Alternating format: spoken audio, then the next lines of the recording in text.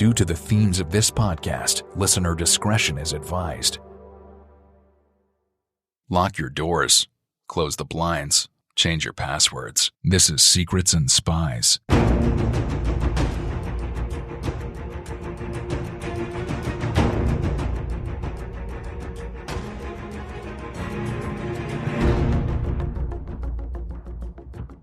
Secrets and Spies is a podcast that dives into the world of espionage, terrorism, geopolitics, and intrigue. This podcast is produced and hosted by Chris Carr. On today's podcast, I'm joined by Dr Taras Kuzio from the Henry Jackson Society. Dr Kuzio wrote a great book called Putin's War Against Ukraine. So on this episode, we take a look at the background to Russia's invasion of Ukraine. Without further ado, let's get going. The opinions expressed by guests on Secrets and Spies do not necessarily represent those of the producers and sponsors of this podcast.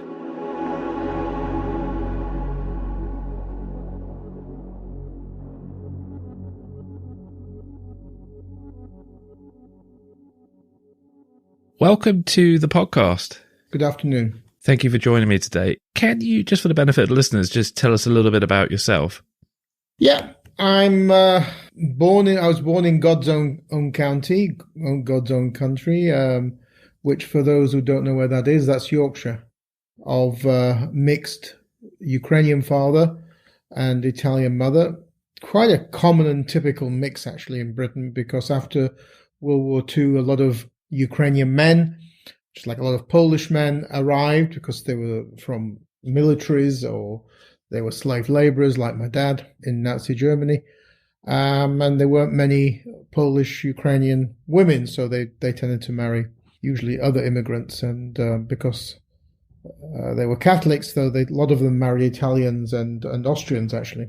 So in my hometown of Halifax, in West Yorkshire, there was a lot of Italian-Ukrainian marriages.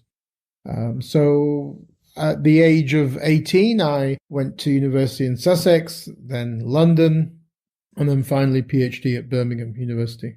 So all my education was in Britain, and I've been covering the former USSR, then the USSR in the 80s, and that region, Russia, Eurasia, Ukraine, been covering it since about the mid-80s. So quite a long time. So it's interesting to see that history has come full circle with Putin. Yeah, indeed. Let's kick off. Why did Putin invade Ukraine? Well, there are a couple of probably big reasons, and these are complicated issues, which I think many people are asking this question: why now? What's going on? You know, I think a lot of people are very confused by this because there wasn't really a real crisis. I mean, when this all began in November of last year, when Russia began to get very uppity and began issuing demands and ultimatums, it was a completely artificial crisis. I mean, Ukraine wasn't about to join NATO. There was no membership offer at all. There was never any discussion of US missiles being installed in Ukraine. Ukraine and NATO have been militarily cooperating within NATO and bilaterally with countries like Canada, United Kingdom, US, since the mid-1990s. So there's nothing new there.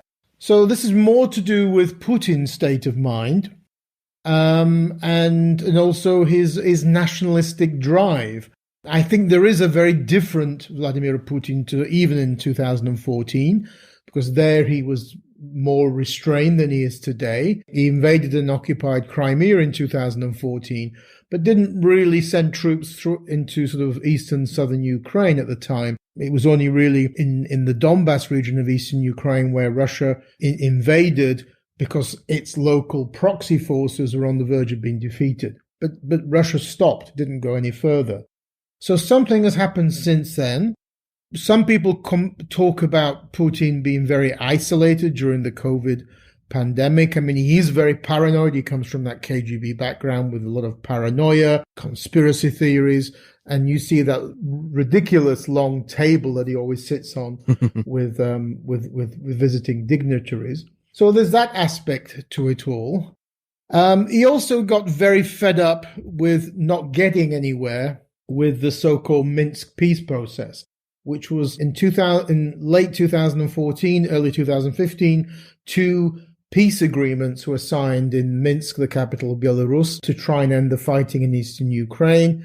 Putin or the Kremlin had always tried to use these peace agreements to get their strategic goals in Ukraine. And their strategic goals have always been what I call Bosnianization and Finlandization.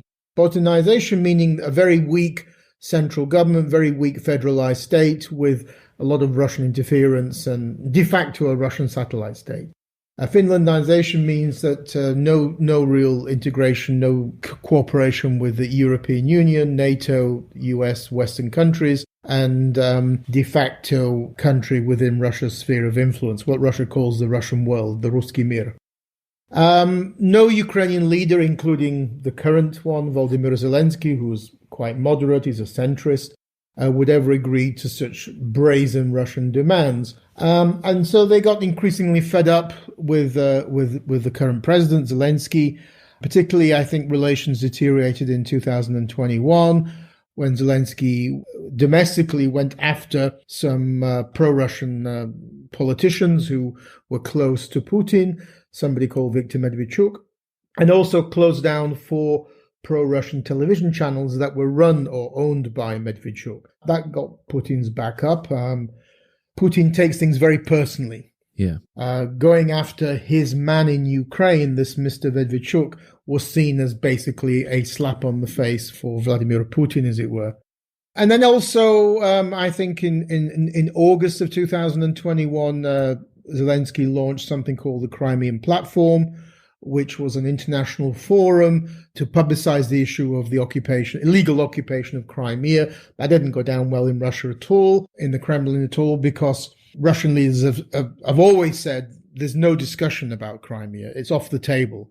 We can discuss everything else like, East Ukraine and this, that, and the other, but Crimea is simply finished business in their eyes. So those are the kind of the immediate factors. But the deeper problem is the kind of evolution of nationalism inside Russia during Putin's 22-year rule as president and prime minister. And what's happened is that there's been a stagnation, a kind of a reversal back to pre-Soviet Tsarist Russian nationalism. And the difference between Tsarist Russian nationalism and Russian nationalism in the USSR are very significant for Ukraine, because in the USSR, it was a country made up of 15 republics, one of which was Ukraine, and the Soviet regime wasn't I'm not a fan of the Soviet Union at all, but the Soviet Union recognized legally the existence of a republic called Ukraine, a Soviet republic, and the existence of a separate Ukrainian people to Russians, and the existence of a Ukrainian language.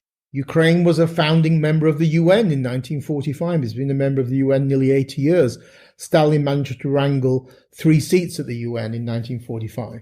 Tsarist Russian nationalism, which is now dominant in the Kremlin in Moscow, is a very different animal.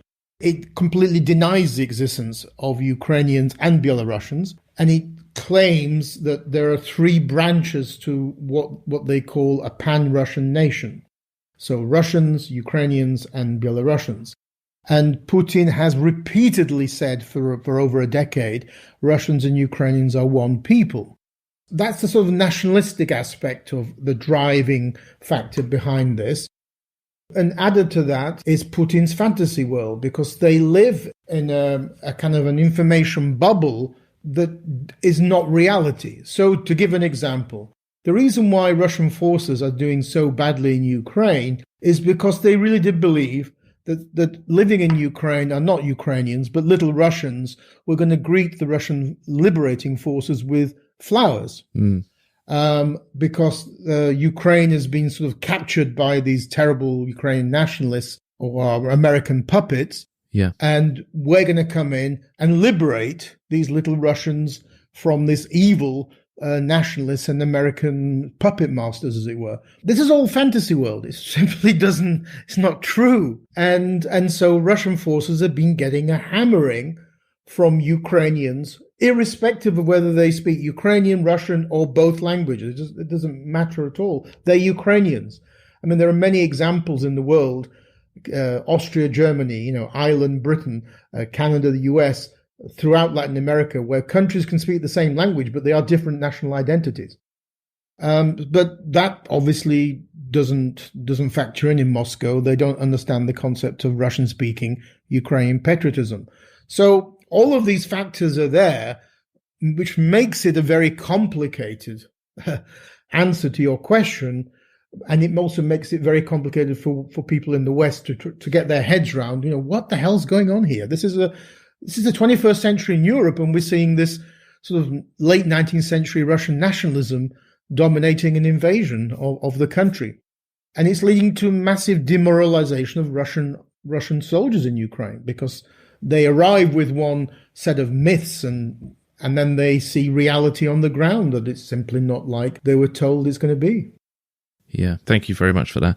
You mentioned a little bit earlier about Russian nationalism. Since Putin came to power, there seems to be a kind of growing Cold War mentality, Russia versus the West. Can you just talk to us a little bit about how that mindset sort of appears to have dominated Russian foreign policy?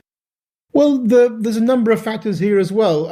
Russia and China both have nationalisms that are angry with the West, what some academics call ressentiment. The Chinese nationalists and Russian nationalists and their identities believe that the West never treated them with respect, that they always sort of looked down upon them, kind of didn't treat them as equals. And they believe this has been going on since the 19th century. So that inferiority complex is there both for Chinese and for Russian nationalists. And it leads to xenophobia, anti-Americanism, and an attempt to sort of divide or bring down Western structures, particularly in the case of Russia, because Russia is the declining power, not China. And so China can just sit it out, it thinks, and, down the road, they're going to be pretty high up anyway. So they're not really that concerned about being disruptive at the moment. But Russia's an angry, declining power. And of course, the sanctions, these massive sanctions the West has introduced, is going to make that decline even faster now. But Russia is a political system for the last 2 decades, dominated by the former intelligence services of the USSR. Yeah. For academics, they call it a militocracy. And so former KGB officers, now since 1991, either in the FSB domestic service or SVR foreign service, plus military high command, they're the ones running the country, where they have fused politics, business, and the intelligence services. And this militocracy doesn't start with a clean plate, as it were, with a fresh plate. It obviously brings in its own mentalities and hang-ups and views of the outside world that existed in the KGB in the 70s and 80s. And hence, they have their inferiority complexes, they have their anger. Putin has still not gotten over the disintegration of the USSR 30 years ago. He hasn't got over it at all. And all of those factors combine into a very angry and bitter view of the Western world. They feel that it's the West that's attacking them, that they're not attacking the West, that the West is attacking them. And this has been around for a long time. In February 2007, Vladimir Putin made a quite well-known, very angry speech to the Munich Security Conference, where he de facto declared war on the West. We chose to ignore that speech in the West. Barack Obama, when he came to power in 2008, launched a reset of relations with Russia, ignoring that speech and ignoring Russia's invasion of Georgia. So we've been wanting to ignore what Russia's been telling us, that they're at war with us, for a long period of time, even after Litvinenko was killed in London in 2006, even after the Skripal chemical warfare attack in Salisbury in 2018. We've wanted to carry on, as it were, not accepting reality. Russia has or the Kremlin, which is dominated by this kind of mentality, this Cold War mentality, has continued the Soviet goal of undermining, dividing, attacking Western institutions, particularly NATO, but not just NATO, the European Union as well. and it's been doing that in all sorts of ways. For example, financing extreme right-wing political parties in Europe, so that who support sort of Brexit type withdrawal of their countries from the EU. They completely misjudged it on this occasion because the West was very united in its sanctions against Russia. But they believe that if they kept pushing and dividing the West, that eventually it would collapse. They were of the opinion, like the Chinese, that the West was in terminal decline. The West was divided, that the West was, gone. And what they associate the West with is, in their eyes, a unipolar American-led world, which they want to replace with what they call a multipolar world. Now, how this relates to Ukraine is very, very easy to understand, because in the Kremlin, they really do believe that Ukraine was a US puppet state. There was a revolution in Ukraine in 2014 called the Euromaidan Revolution. In the Kremlin, they believed that the Americans took control of Ukraine, created a US puppet state, and that Russia is fighting the US and the West in Ukraine. That this is a proxy war against the West. That now Russia is invading Ukraine to cleanse it of these so-called crazy nationalists who are in hock with Americans and the West. And so all of these factors are interlinked. You have this massive xenophobia. Now, a final factor to think about is that the dictatorship, and it is a dictatorship now in Russia that's been created, cannot exist without enemies. I mean, those dictatorships never can exist without enemies, both domestic, like opposition movements and such like. They're all enemies of the state. They're fifth colonists, etc. And external enemies. And the external enemies are the West, NATO, EU, US, Britain. And that creation of a fortress Russia is something that they excel in. That's how they try to rally and mobilize Russians to, stand up for the flag, as it were. So all of those factors are interconnected. And to the previous point about nationalists, because Russian nationalists like Putin are adamant that Ukraine has no choice, has no right to make a choice of its own. It's part of the Russian world, part of the Russian sphere of influence, and therefore Americans, EU, NATO, etc., should get out of Ukraine. You mentioned Obama's famous reset of Russian relations. What could the West maybe have done better, if anything, with regards to Russia? Oh, this is a big question, of course. I mean, for one thing, just to accept as reality what the Russians were telling them. I mean, Russia's been saying for over a decade that the West is its enemy. And every time Western governments have tried to do a reset, and there's been about 3 or 4 from George Bush onwards, they've always failed, because Russia understands a reset in the following way. You reset. We have done nothing wrong. And you can't have a reset if one side says we're angels and the other side are the devils. So I think there's been this starry-eyed view of Russia. There was this, I think, a starry-eyed view of Russia and China that with economic greater sort of growth of a market economy, integration into globalization, that these countries would become quote-unquote normal countries. And that's not happened in both cases. There was a very weak responses every time Putin launched military adventures, whether it was in Georgia in 2000. After Georgia was invaded in 2008 by Russia, there was no sanctions by the West. Russia completely got away with it. In 2014, the sanctions launched against Russia for its invasion and occupation of Crimea and military warfare in eastern Ukraine were very timid, very, very timid. So, an expert described them as something like 3 out of 10 compared to what we have now of 8, 9 out of 10. So we've been very weak in pushing back. We've been very accepting of dirty money from Russia. The joke about how London was renamed Londongrad or Moscow on the Thames. Yeah. And so that aspect is there. That influx of dirty money was a strategically perceived concept in Moscow. It was a way to buy up elites in the West. the spread of that money was very important in a way that Russia tried to sort of spread its influence in the West. I always joke that Russia's biggest export was never oil or gas, it was corruption. And thank God Nord Stream 2 has been cancelled now because of these sanctions, because that would have spread corruption even bigger. But we were willing to take all that. I mean, now, it's only now that oligarchs in London are getting a bit worried about the British government. But, Boris Johnson gave Mr. Lebedev, the owner of the Independent and the Evening Standard, a peerage, for Christ's sake, over the advice of MI5 not to give it. Yeah. So all of that was there. Obama's name is a dirty word in both Georgia and Ukraine, because not only did he do nothing in response to Russia's invasion of Georgia, but in 2014, he practically didn't do anything then either.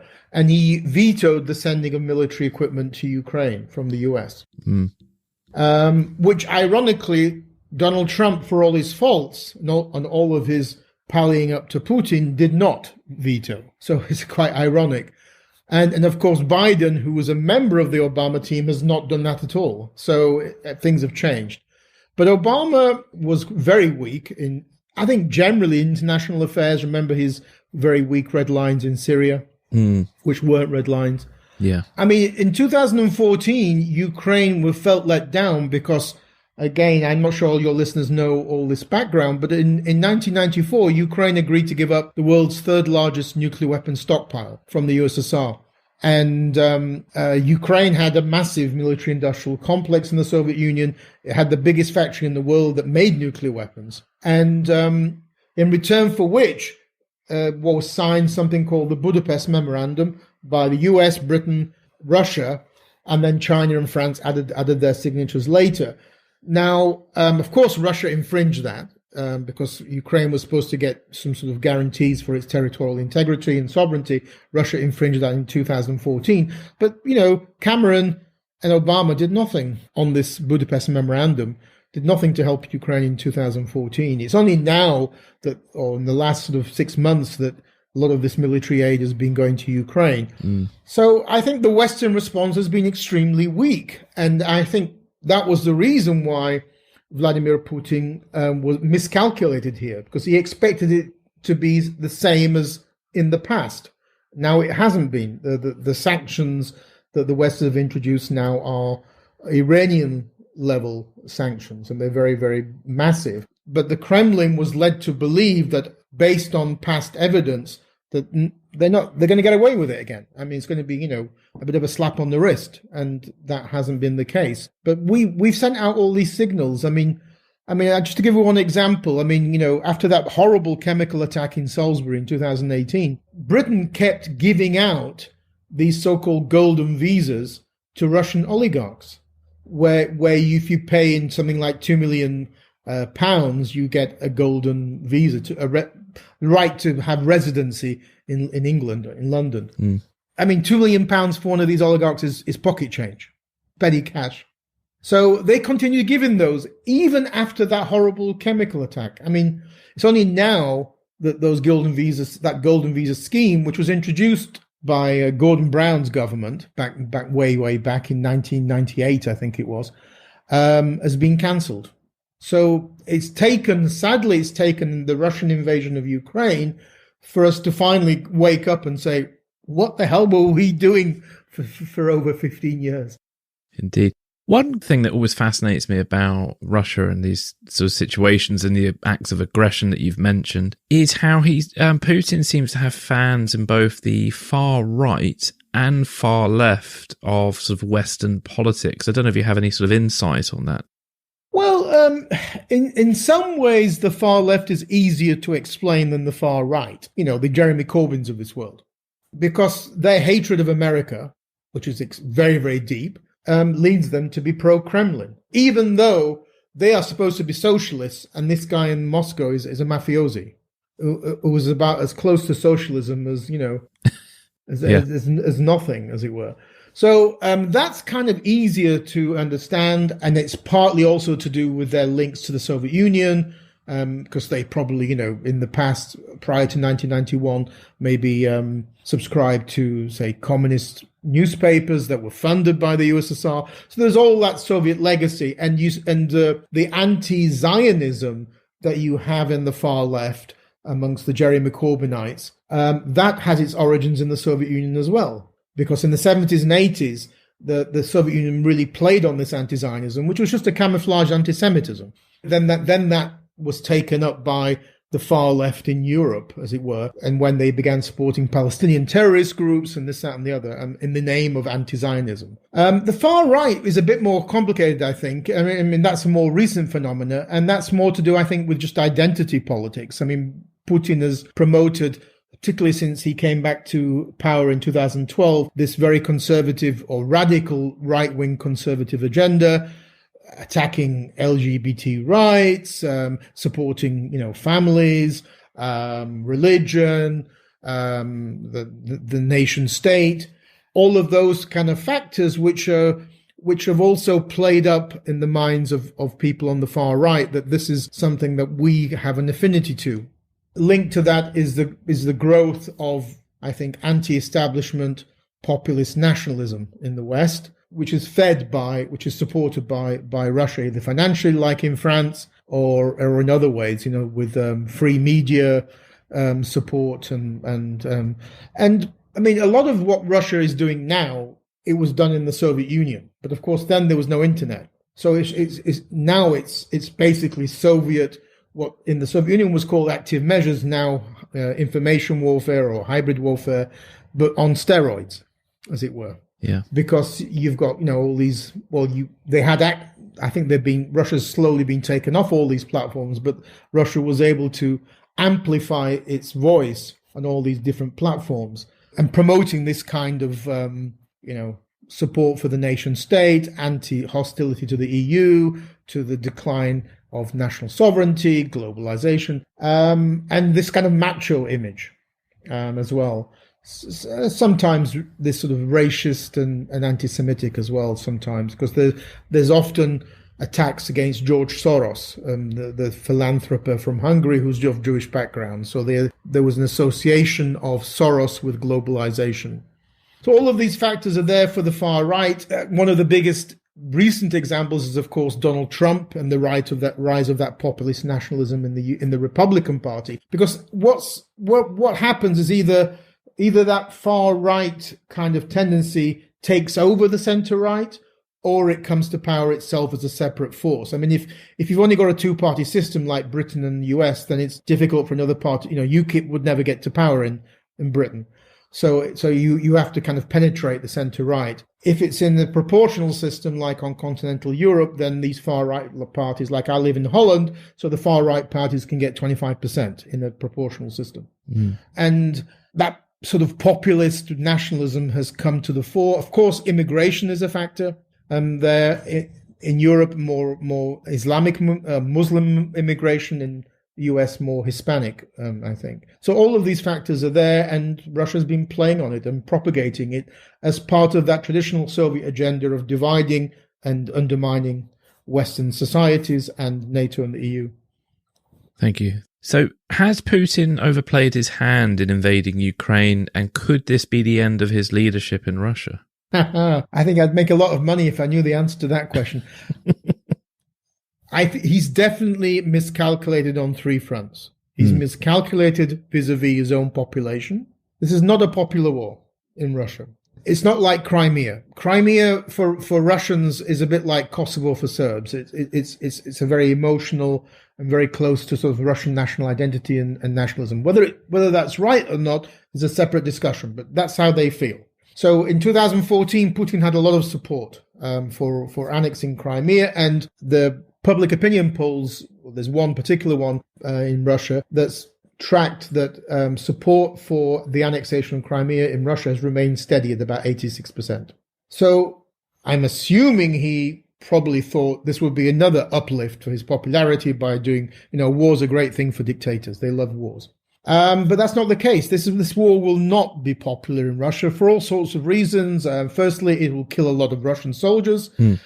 Secondly, Ukraine is just too big to occupy. I mean, you would need probably like half the Russian army to occupy Ukraine. I mean, it's just a bigger territory. And in invading, you've actually turned away, you've made enemies of a lot of people who would traditionally would have friends in Russia. Ukrainians who are Russian speakers, who traditionally would be in support of some kind of close relations with Russia. Now that's all gone by your actions. And inside Russia, you see this growing momentum of protests. You see, which will grow, which will increase. I have no doubt about that. You see a petition signed by over 1 million Russians.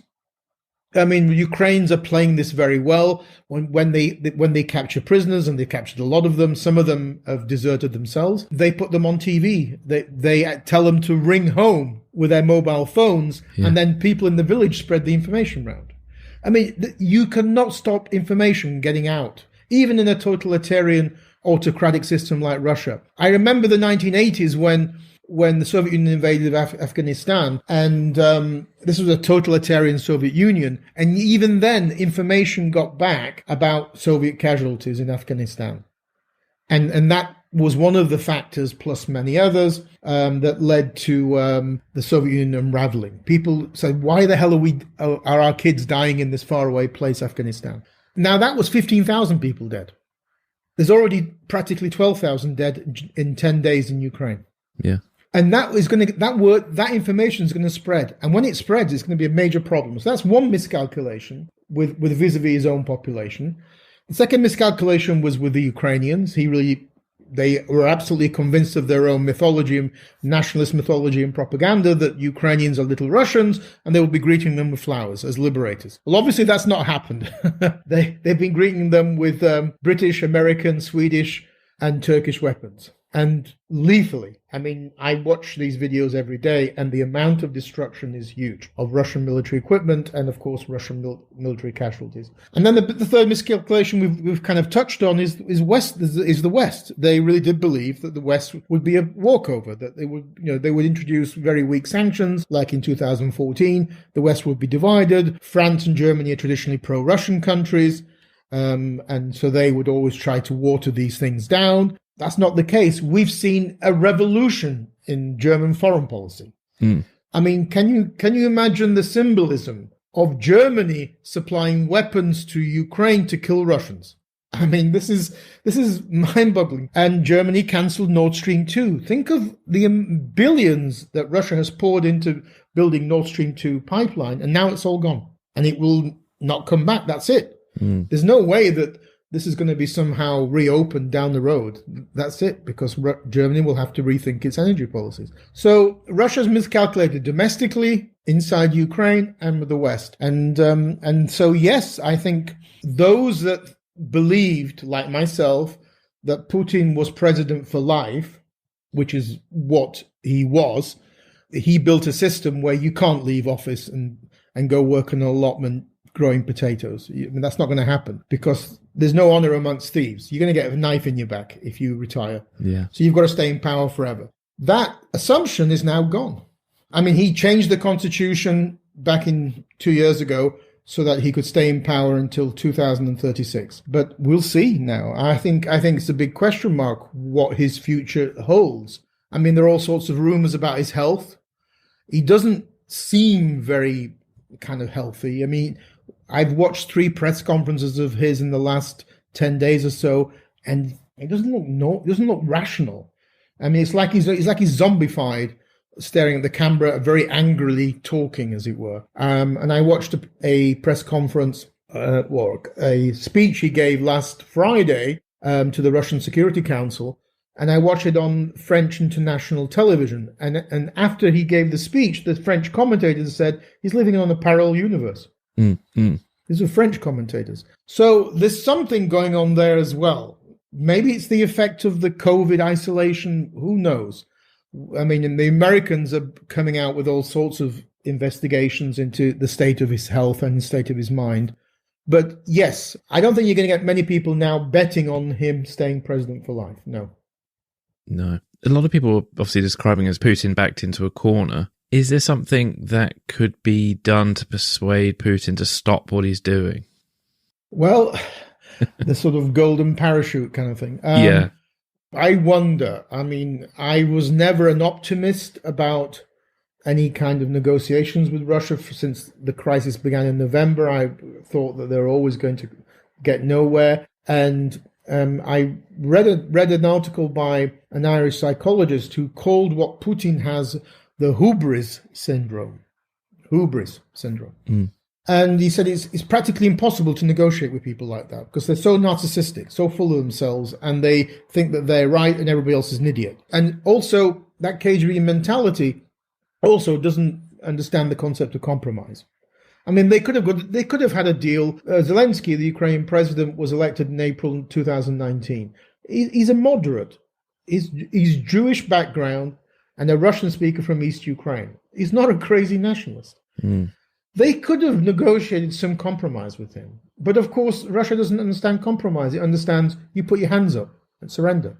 That's what it demands. I mean, they could have got some kind of, I wouldn't have agreed with it, but they could have got some deal with Zelensky back then in 2019. By 2021, it was too late. So I'm not optimistic. There again, diplomats can pull rabbits out of hats, where analysts like ourselves are always less optimistic about.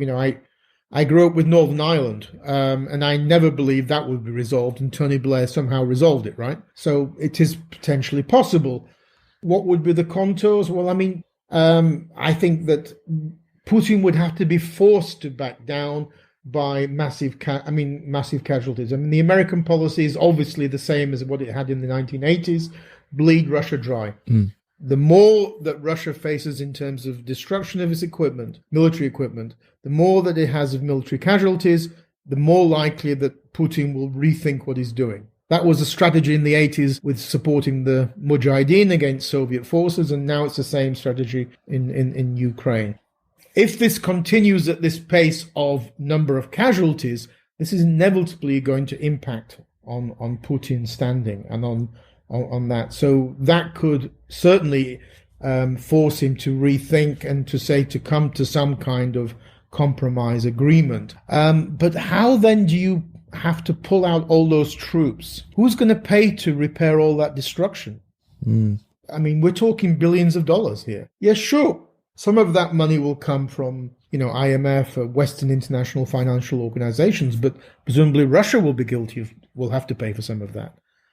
So I think there are many, many questions that we don't know. But at the rate of the destruction of Russian military equipment and at the rate of the number of Russian casualties, I cannot see this going on for such a huge amount of time, because it's just, I mean, the Russian forces are getting pulverized. Added to that, you have to see, and you see this when you watch interviews with Russian prisoners of war, they haven't got that drive in their belly. They haven't got that sort of, they think they're doing what they're doing is right. That the fire in the belly that they had in 2014 is not there.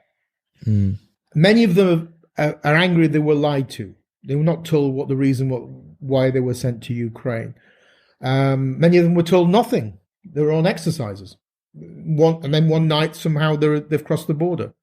So people there are many cases where they've actually just simply got out of their vehicles and started walking back to Russia. I mean, this is not an army with fire in the belly that think, yes, we're absolutely supporting this liberation of Ukraine from these Nazis, or as Putin calls it, drug addicts and Nazis who run Ukraine. Putin's calling says that his troops are supporting the denazification of a country led by a Jewish president. So I think that Putin, we'll see. I think that there's going to be some sort of crisis in this Russian military operation, I think, very soon. Well, the $1 million question, how do you think this is going to end? I think with the collapse of the slow stagnation and then the sort of disintegration of the Russian invasion force.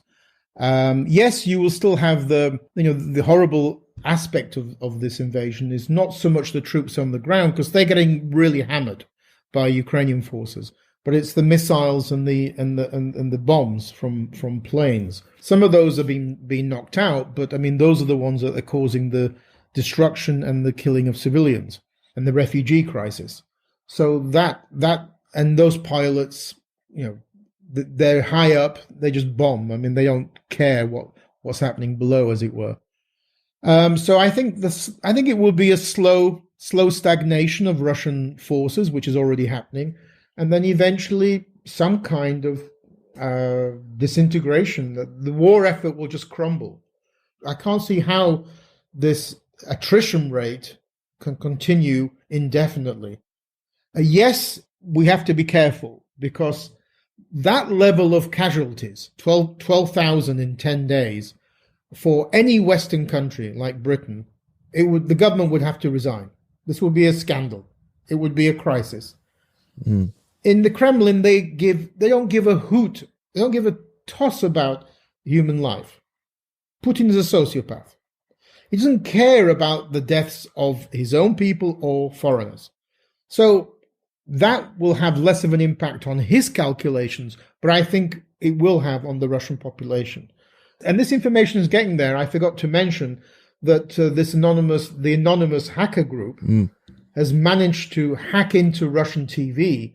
And yesterday evening, they plastered statements across Russian TV channels saying, "Why are you committing genocide in Ukraine?"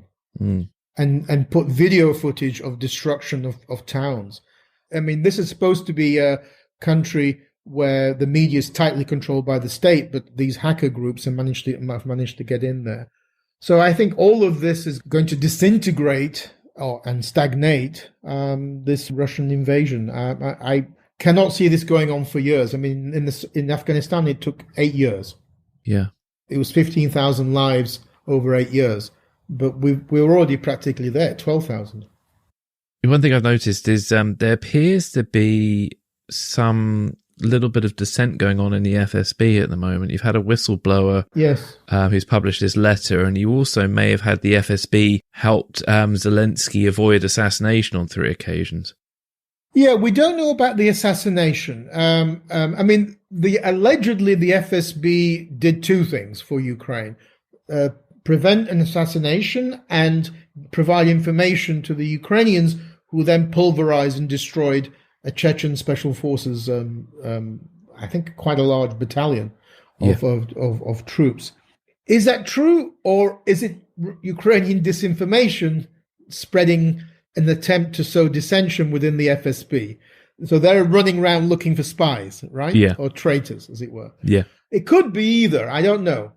Certainly, the article in today's Times and what I read in social media yesterday about the FSB leak, to me, the way I would read that is by thinking that the security forces, the military and the intelligence services, probably did have more doubts about doing this military operation for all sorts of reasons. They probably had better understanding of the Ukrainians putting up a fight. Secondly, Ukraine has the 3rd largest army in Europe, and that's just the army, never mind the National Guard, plus the territorial defense and reservists. And thirdly, Ukraine is just a huge country. I mean, it's not like Georgia or Moldova. The southeastern border of South Ossetia is about 50 kilometers from Tbilisi. Yeah. Donetsk is 750 kilometers from Kiev. To go from one end of Ukraine to the other is 2,000 kilometers. I mean, this is a huge, huge place. You need a huge amount of troops to occupy it. Okay, even if Zelensky's kicked out of Kiev and he has to flee, and they take Kiev, which I think is going to be very difficult, but even if they take Kiev, who are they going to install? I mean, he's going to have zero legitimacy, and I wouldn't be surprised if he'd be dead in within a month from an assassination. So I think that they were discussing all of these different problem factors, and they were therefore far more cautious in saying, hold on, why don't we just stick to what we've been doing the last 8 years, which is hybrid warfare.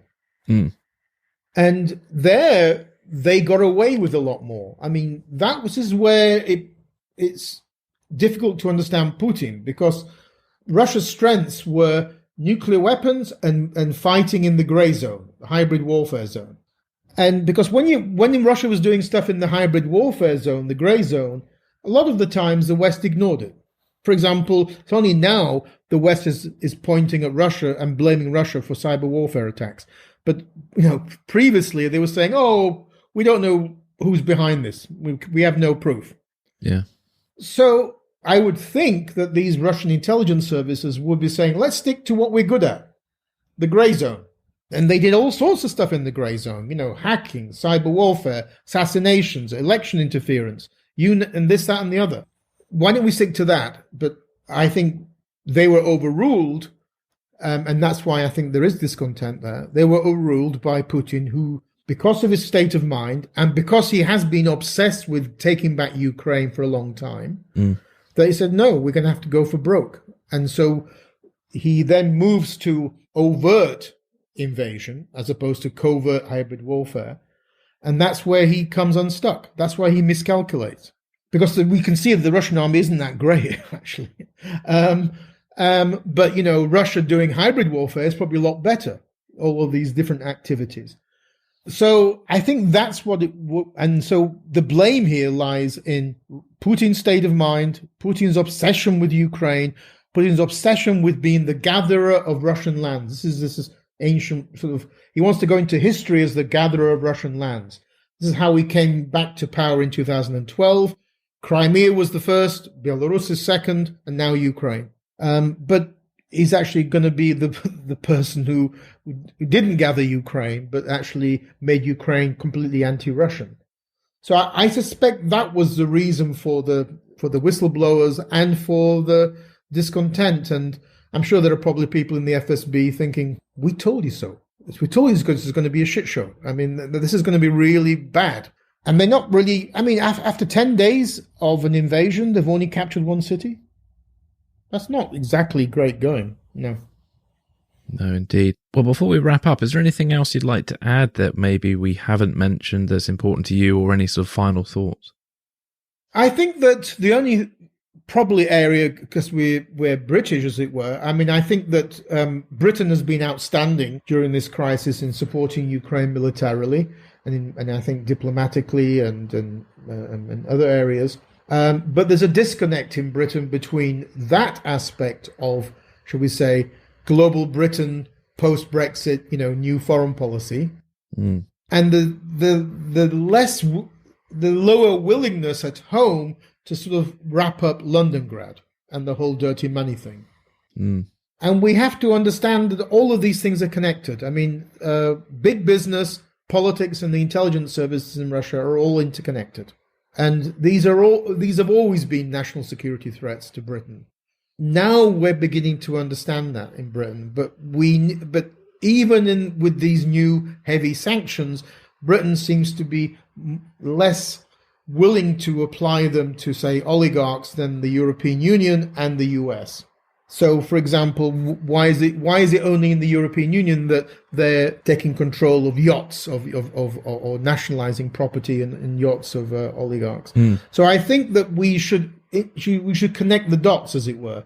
That all of this is interconnected. That Putin's been using for a very long time corruption and the export of corruption to penetrate Western societies And when elites have been corrupted, that's when you have populist anti-establishment politicians who then go out to the voters and say, look at these corrupt elites. We have to be hostile towards them. So Russia's very good at doing all of that.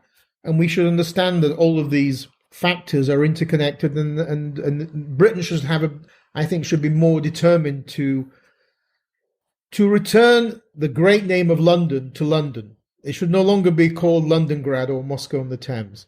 I love London. I lived there for 20 years. And it's a great old and international city. It's the time we took it back from this dirty Russian money. Yeah. And I've seen some suspicious yachts, and I live in London. Yes. They could be the first foray of an invasion force, for all we know. That's one way of getting in. Well, where can listeners sort of find out more about you and your work? Well, I work at the Henry Jackson Society. It's a think tank in London. I'm a research fellow there in charge of Russia and Eurasia. Go to the Henry Jackson website. We're always publishing papers. We have one coming out today or tomorrow on the whole question of of how we should hit back with Russia with a no-fly zone over Ukraine, or at least parts of Ukraine, to help humanitarian corridor, to help refugees. And we should also, secondly, be declaring Vladimir Putin and his Kremlin allies as war criminals in the International Criminal Court.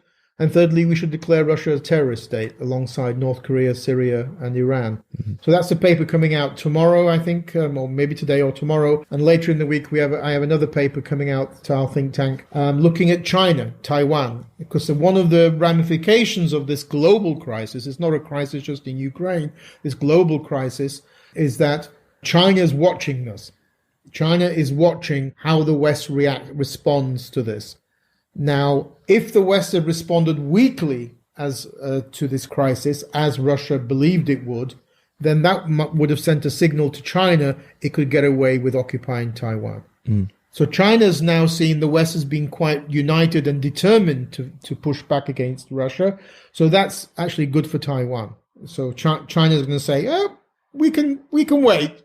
We can wait. There's no rush, right? Mm-hmm. And China's kind of slowly distancing itself from Russia. It hasn't supported Russia at the UN. It's abstained. It hasn't voted with Russia. So that comparison is there. And because, international politics is signals. It's sending signals all the time.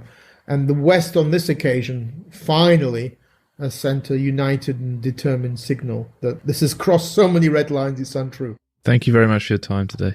Thank you.